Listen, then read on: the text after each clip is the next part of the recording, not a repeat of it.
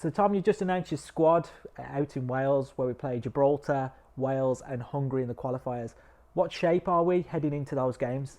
It's been good, Adam. Obviously we've had a number of events over the summer months since we played Iceland in double-header friendly late May, early June. Those games were really beneficial, obviously, to get a look at players, because there's a quick turnaround from last season, from the elite phase in March, to get ready for this season.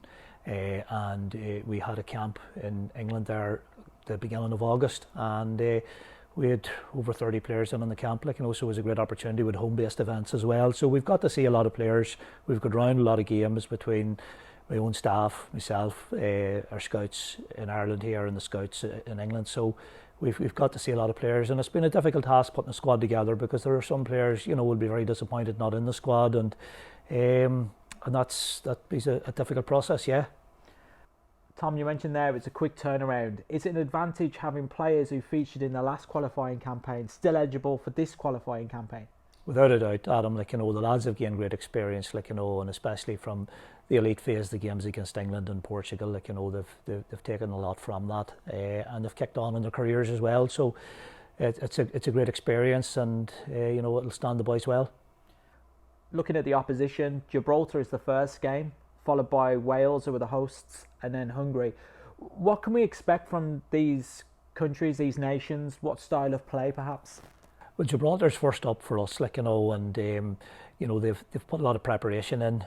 Both themselves and Hungary had games in August, the double-header friendlies, which Wales and ourselves, couldn't have, because obviously unable to get players released and that, so and that side of it, they've probably got a greater head start in preparations, and those extra double-header friendlies are key going into the likes of the qualifiers, especially with the qualifiers being early this year due to the World Cup. But no, they'll all bring up different tests for us. There's no doubt about it. Gibraltar will be well organised. They're a very proud nation. Their players are improving, and we've got to be ready for it.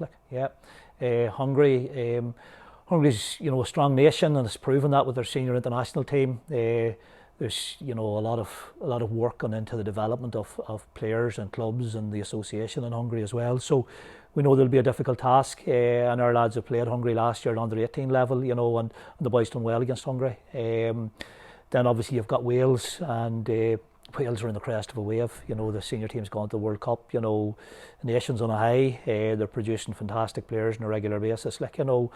None more so than ourselves either. So they're going to be three different types of tests, and we will be well prepared for them. How important is it, that we get off to the right start in that Gibraltar game on Wednesday? That's very important, Adam. That mindsets are right.